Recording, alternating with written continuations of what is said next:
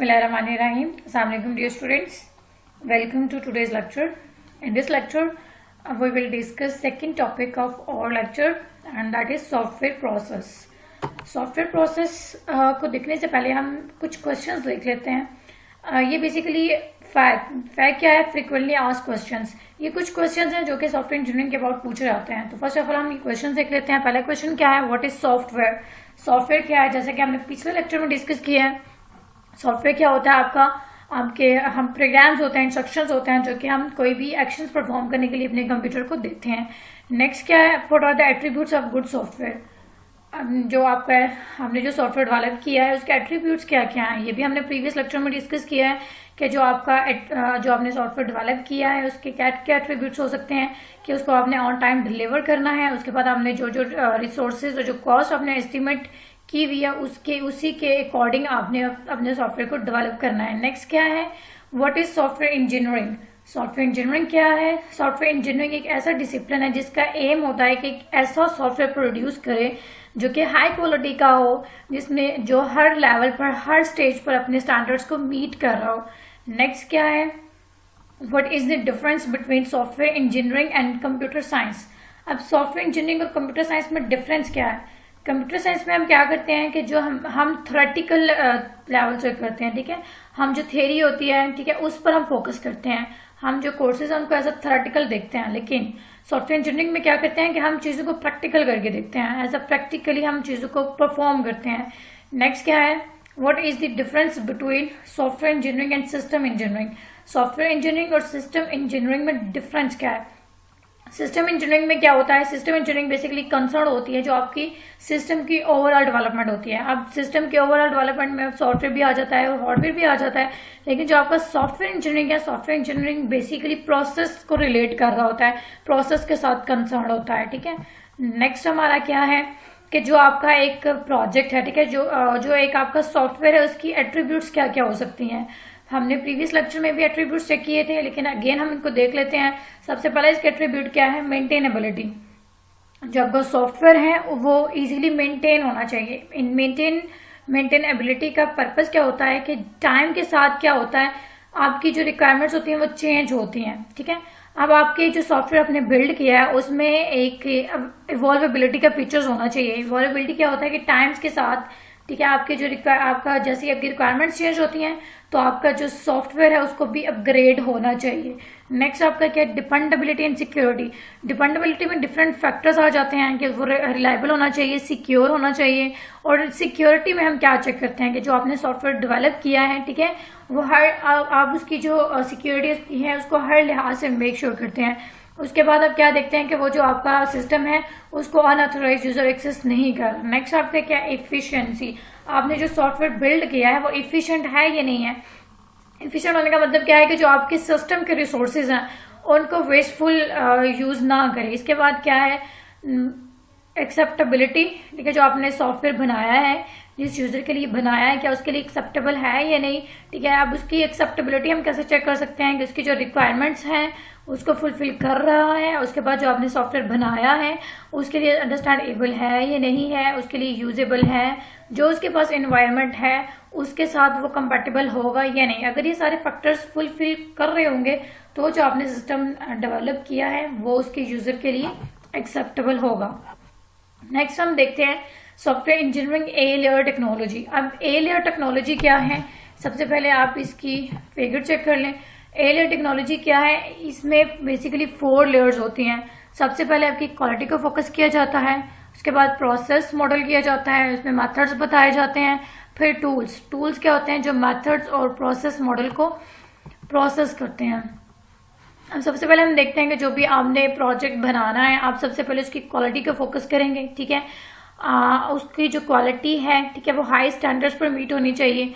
Next हम देखते हैं कि जो आपने सॉफ्टवेयर बनाना है वो प्रोसेस उसमें क्या होंगे. प्रोसेस बेसिकली क्या होता है कि एक वैसा फ्रेमवर्क डिफाइन किया जाता है जिसमें सारी एक्टिविटीज जो है वो डिफाइन कर दी जाती हैं.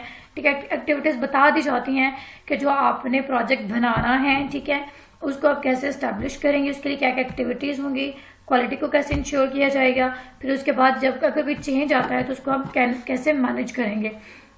मेथड क्या कहता है कि मेथड में ये बताया जाता है कि आपने जो प्रोसेस करना है, ठीक है, जो आपने सॉफ्टवेयर बनाना है उसको आपने कैसे करना है। जब आपने सॉफ्टवेयर बनाना है तो उसमें डिफरेंट स्टेजेस होते हैं, डिफरेंट स्टेप्स होते हैं। सबसे पहले आप एनालिसिस करते हैं, डिजाइन मॉडलिंग करते हैं, फिर आप प्रोग्राम को कंस्ट्रक्ट करते हैं। जब कंस्ट्रक्शन करने के बाद उसकी टेस्टिंग की जाती है और उसके बाद जो एक्सटर्नल फैक्टर्स होते हैं उसके थ्रू उसको सपोर्ट किया जाता है। नेक्स्ट हमारे टूल्स हैं। टूल्स क्या करते हैं, ऑटोमेटेड और सेमी ऑटोमेटेड सपोर्ट देते हैं प्रोसेस एंड मेथड्स के लिए। अब ऑटोमेटेड और सेमी ऑटोमेटेड सपोर्ट क्या होती है। ऑटोमेटेड सपोर्ट मीन्स कि हम वो टेक्नोलॉजीज यूज करते हैं, ठीक है, जो ऑटोमेटिकली रन हो जाती हैं, ठीक है। और जो सेमी ऑटोमेटेड होता है उसमें क्या होता है कि पार्शली वो ऑटोमेटिकली रन हो रही होती हैं, फुली वो रन नहीं हो रही होती।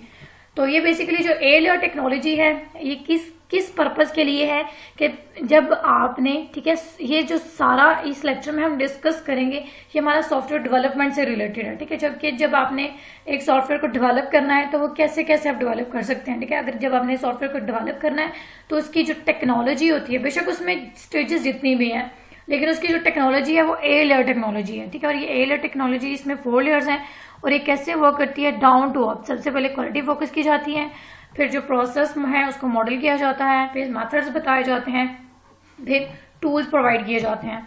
नेक्स्ट क्या है कि सॉफ्टवेयर प्रोसेस, जो आपका एक अच्छा प्रोसेस है, ठीक है, वो कैसे आपके जो गुड सॉफ्टवेयर है उसको लीड करेगा, ठीक है। और जो आपका गुड प्रोसेस होगा वो आपका जो प्रोजेक्ट है उसमें रिस्क को रिड्यूस करेगा। नेक्स्ट क्या है कि रिस्क मैनेजमेंट। अब जो सॉफ्टवेयर प्रोजेक्ट में क्या रॉन्ग हो सकता है, अगर उसमें उसके जो रिस्क होते हैं उसको आप कैसे रिड्यूस कर सकते हैं। ये अगर हम सिंपली देखें, ठीक है, जो सॉफ्टवेयर प्रोसेस होता है, सॉफ्टवेयर किस मैनर में डेवलप होता है, ठीक है। अगर हम इसको सिंप्लीफाइड मैनर में देखें तो क्या होता है, रिक्वायरमेंट्स गैदर करते हैं हम। रिक्वायरमेंट्स कैसे हम गैदर करते हैं, फिजिबिलिटी स्टडी हम करते हैं, प्लानिंग हम करते हैं, उसके बाद हम रिक्वायरमेंट्स गैदर करते हैं, उसके बाद डिजाइन हो गया, उसके बाद इम्प्लीमेंटेशन है, इम्प्लीमेंटेशन में आपके ऑपरेशन एंड मेंटेनेंस आ जाती है। और मॉडल क्या है, मॉडल बेसिकली क्या बता रहा है आपको कि एक सीरीज बता रहा है, ठीक है, कि आपने जो सॉफ्टवेयर बिल्ड करना है, ठीक है, उसके लिए आपकी क्या क्या एक्टिविटीज होंगी। तो इसके लिए हमारे पास बहुत से मॉडल हैं, जैसे हमारे पास विन विन मॉडल होगा, स्पाइरल मॉडल होगा, उसके बाद इंक्रीमेंटल मॉडल होगा। इन सारे मॉडल को हम स्टेप बाय स्टेप डिस्कस करेंगे। फर्स्ट ऑफ ऑल हम देखेंगे वाटरफॉल मॉडल। वाटरफॉल मॉडल क्या है, वाटरफॉल मॉडल सॉफ्टवेयर इंजीनियरिंग में सबसे पहले इंट्रोड्यूस किया गया है। इसको 1970s में इंट्रोड्यूस किया गया है और इसको अगर हम इसके प्रैक्टिकलिटीज देखें तो इसको बहुत कम यूज किया गया है। इसको सिर्फ स्मॉल प्रोजेक्ट्स के लिए यूज किया गया है। इसको वाटरफॉल क्यों कहा जाता है, क्योंकि इसकी अप्रोचेस देखें, ये सारी सिस्टमैटिक वे में परफॉर्म हो रही हैं, ठीक है। मीन्स ये जो स्टेप बाय स्टेप चीजें परफॉर्म हो रही हैं, एक सीक्वेंस में परफॉर्म हो रही हैं। अब अगर हम वाटरफॉल को देखें तो जैसे ही कोई वाटरफॉल होता है तो कभी भी वो रिवर्स नहीं होता, कभी भी अपनी उसकी डायरेक्शन जो है चेंज हो जाती है, लेकिन वो अपनी जो डायरेक्शन है वो रिवर्स नहीं करता। तो सेम केस में वो इसी बेस पर इस मॉडल को वाटरफॉल का नाम दिया गया है कि इसमें क्या होगा कि जब आपकी ये एक स्टेज है, ठीक है, ये कंप्लीटली परफॉर्म हो गई है, इसके बाद आपकी नेक्स्ट परफॉर्म होगी। इसको आप हाफ करके छोड़ नहीं सकते और हाफ करने के बाद आप जो नेक्स्ट स्टेज है उसको आप इसको एग्जीक्यूट नहीं कर सकते, आप इसको स्टार्ट नहीं कर सकते। जब तक आपने प्रीवियस स्टेज को कंप्लीटली डन नहीं करेंगे तब तक आपका जो नेक्स्ट स्टेज है वो कंटिन्यू नहीं होगा, ठीक है। तो इसके बाद हम इसमें देखते हैं जो हमारी इंजीनियरिंग में जितने भी मॉडल्स हैं उसमें उन सब में क्या है, यही चीजें हैं, ठीक है। लेकिन उसमें क्या है कि कुछ डिफरेंस है। और वाटरफॉल मॉडल जो है इसको हम कब इम्प्लीमेंट करते हैं, जब जो आपका यूजर है, ठीक है, जो आपका क्लाइंट है, उसकी रिक्वायरमेंट्स पहले से पता होंगी, ठीक है, उसकी रिक्वायरमेंट फिक्स्ड होंगी। जब उसने अपनी रिक्वायरमेंट्स बता दी, ठीक है, आपने काम स्टार्ट कर दिया है, जब आपने एक दफा काम उस पर स्टार्ट कर दिया उसकी रिक्वायरमेंट कभी भी चेंज नहीं होगी। तो वाटरफॉल मॉडल हम किस सिचुएशन में इम्प्लीमेंट करते हैं, जब हमें यूजर की रिक्वायरमेंट्स ऑलरेडी पता होती हैं, ठीक है। अब हमें ये भी पता होता है कि उसकी जो रिक्वायरमेंट्स है वो फिक्स्ड है। इसी बेस पे हम इस वाटरफॉल मॉडल को ये कहते हैं कि ये रिजिड है, इसमें कोई फ्लेक्सिबिलिटी नहीं है। मीन्स आपने जो एक दफा चीज डिफाइन कर दी वो कर दी, इसके बाद इसमें कोई चेंज नहीं आ सकता। तो हम इसके स्टेजेस देखते हैं। सबसे पहले क्या है, रिक्वायरमेंट्स डेफिनेशन। लेकिन रिक्वायरमेंट डेफिनेशन से पहले भी हम फिजिबिलिटी स्टडी करते हैं। इसके बाद हम देखेंगे कि system and software design, programming and unit testing, integration and system testing, operation and maintenance. ठीक है, रिक्वायरमेंट एनालिसिस से पहले हम फिजिबिलिटी स्टडी करते हैं। फिजिबिलिटी स्टडी में हम क्या देखते हैं कि जो आप सॉफ्टवेयर बना रहे हैं, ठीक है, क्या वो फिजिबल है, क्या वो एक्सेप्टेबल होगा आपका जो क्लाइंट है उसके लिए। ठीक है, उसका हम फाइनेंशियली देखते हैं, उसका हम टेक्निकली देखते हैं, क्या वो फाइनेंशियली एक्सेप्टेबल होगा, टेक्निकली एक्सेप्टेबल होगा या नहीं। फाइनेंशियली का मतलब क्या है कि जो आप सॉफ्टवेयर बना रहे हैं, मीन्स आपने जो सॉफ्टवेयर लिया है वो बहुत बड़ा है लेकिन उसके लिए जो अमाउंट है वो बहुत ही कम पड़ रही है। और टेक्निकली क्या है कि अगर आपका प्रोजेक्ट है, ठीक है, जो कि बहुत बड़ा प्रोजेक्ट है, तो उसके लिए आपको फिर वैसा प्लेटफॉर्म चाहिए होगा, ठीक है, वैसी टीम चाहिए होगी। फिजिबिलिटी स्टडी करने के बाद अगर तो वो आपका जो प्रोजेक्ट है वो फिजिबल है, उसके बाद हम क्या करते हैं, हम रिक्वायरमेंट्स को एनालाइज करते हैं और उनको डिफाइन करते हैं। अब हम रिक्वायरमेंट्स को एनालाइज कैसे करते हैं, ठीक है, आपने अब जब जो भी सिस्टम है, ठीक है, आपने कोई सिस्टम बनाना है, उससे पहले कोई ना कोई सिस्टम तो वर्क कर रहा होगा, ठीक है, किसी ना किसी वे में तो उसकी एक्टिविटीज चल रही होंगी। तो हम क्या करते हैं, हम एनालाइज करते हैं, मीन जो आपकी करंट सिचुएशन होती है उसको हम इन डिटेल स्टडी करते हैं। फिर हम ये देखते हैं कि उसमें क्या क्या चेंजेस होंगी, क्या क्या नए फीचर्स उसमें ऐड होने चाहिए, ठीक है, उसमें कैसे कैसे हम एक्टिविटीज को परफॉर्म करेंगे। तो सबसे पहले हम क्या करते हैं, हम जो रिक्वायरमेंट्स होती हैं उनको एनालाइज करते हैं, ठीक है, कि यूजर की रिक्वायरमेंट है क्या। फिर हम उनको डिफाइन करते हैं, हम उनको स्पेसिफाई करते हैं। स्पेसिफाई करने का मतलब क्या है कि हम डॉक्यूमेंटेशन जो है वो हम इस स्टेजेस में डन कर देते हैं, ठीक है। हमें जो जो रिक्वायरमेंट्स हमारी होती हैं, जो जो टूल्स एंड टेक्नोलॉजीज चाहिए होती हैं, जो उसकी क्लाइंट्स की रिक्वायरमेंट्स होती हैं, उनको हम एक रिटन फॉर्म में यहाँ पर लिख लेते हैं। नेक्स्ट हमारा क्या है, सिस्टम एंड सॉफ्टवेयर डिजाइन है। सिस्टम एंड सॉफ्टवेयर डिजाइन में हम क्या करते हैं कि हम डिजाइनिंग करते हैं। और वैसे भी जब भी आप किसी सिस्टम को डिजाइन करते हैं तो उसमें दो डिजाइनिंग जो है वो 2 स्टेप में परफॉर्म होती है। सबसे पहले हम उसको लॉजिकली डिजाइन करते हैं, उसके बाद हम उसको फिजिकली डिजाइन करते हैं। ये जो सारे स्टेप्स हैं ये बेसिकली उसी के साथ रिलेट कर रहे हैं। आपने जो हम प्रीवियस आपने SDLC पढ़ा होगा, सिस्टम डेवलपमेंट लाइफ साइकिल, जितने भी ये स्टेजेस हैं, जितने भी स्टेप्स हैं, ये सारे उसके साथ रिलेट कर रहे हैं। सिर्फ इसी मॉडल के नहीं बल्कि आपके पास जो कमिंग मॉडल हैं उन सब की जो स्टेजेस हैं वो SDLC के साथ, वाटरफॉल मॉडल के साथ रिलेट कर रही होंगी। बस कुछ कुछ चेंजेस जो है उसमें हो रही होंगी।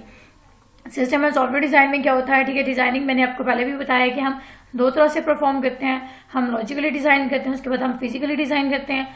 लॉजिकली डिजाइन में हम क्या करते हैं कि हम एक लेआउट बना देते हैं, उसके बाद फिर हम फिजिकल डिजाइन में हम क्या करते हैं कि हमने जो लेआउट बनाया होता है उसको प्रैक्टिकली इम्प्लीमेंट कर दिया जाता है।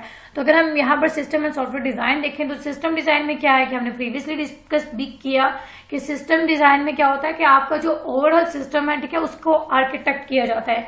और सॉफ्टवेयर डिजाइन में हम क्या डिजाइनिंग करते हैं कि क्या क्या क्या प्रोसेस, कैसे हम प्रोसेस इसमें इम्प्लीमेंट करेंगे।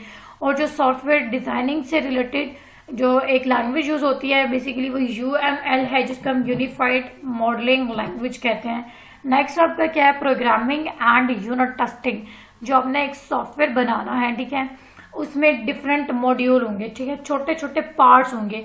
हम क्या करते हैं, उनको सेपरेट, ठीक है, कोड करते हैं। और फिर जैसे आप उनको सेपरेट कोड करते हैं, सेपरेट कोडिंग करने के साथ साथ आप क्या करते हैं, उनको सेपरेट उनकी टेस्टिंग करते हैं।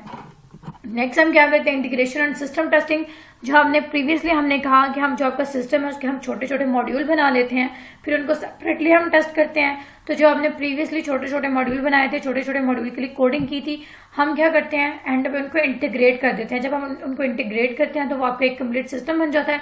फिर हम उसकी टेस्टिंग करते हैं। जो आप अपने प्रोजेक्ट को कंप्लीटली टेस्ट करते हैं उसका हम सिस्टम टेस्टिंग कहते हैं। यूनिट टेस्टिंग किसे कहते हैं कि अगर आपने उसके एक एक कंपोनेंट को टेस्ट करना है, ठीक है। इसके बाद हम क्या करते हैं, टेस्टिंग में हम क्या चीज़ें चेक करती हैं कि जो इसमें रिक्वायरमेंट स्पेसिफाई की गई थी, ठीक है, वो फुलफिल है इसमें। इसके बाद हम क्या करते हैं, इसको क्लाइंट को डिलीवर कर देते हैं। नेक्स्ट हमारा क्या है, ऑपरेशन एंड मेंटेनेंस। जो हमारा मेन काम है वाटरफॉल मॉडल में वो मेंटेनेंस पर होता है, ठीक है। हमारी जो 60% एफर्ट होती है वो मेंटेनेंस पर होती है, बाकी जो सारी स्टेजेस हैं उन पर 40% एफर्ट होती है।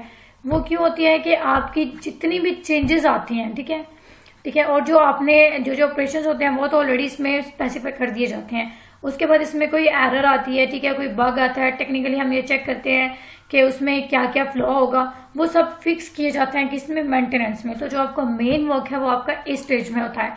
इसमें सबसे पहले हम देखते हैं कि ऑपरेशन, ठीक है, उसको जो आपने सिस्टम बनाया है उसका प्रैक्टिकली यूज में पुट करते हैं। नेक्स्ट आपका क्या है, जिसमें आपने प्रॉब्लम्स को आइडेंटिफाई करते हैं, ठीक है, अगर जो आपकी और जो प्रॉब्लम्स उनको फिक्स किया जाता है। नेक्स्ट आपका क्या है, इवोल्यूशन। जैसे ही आपका जो ठीक है। आपकी इवॉल्वेबिलिटी हम चेक करते हैं कि टाइम चेंज होने के साथ साथ इसके जो फंक्शन है, इसमें कोई न्यू फंक्शंस आपने ऐड करना है। ठीक है।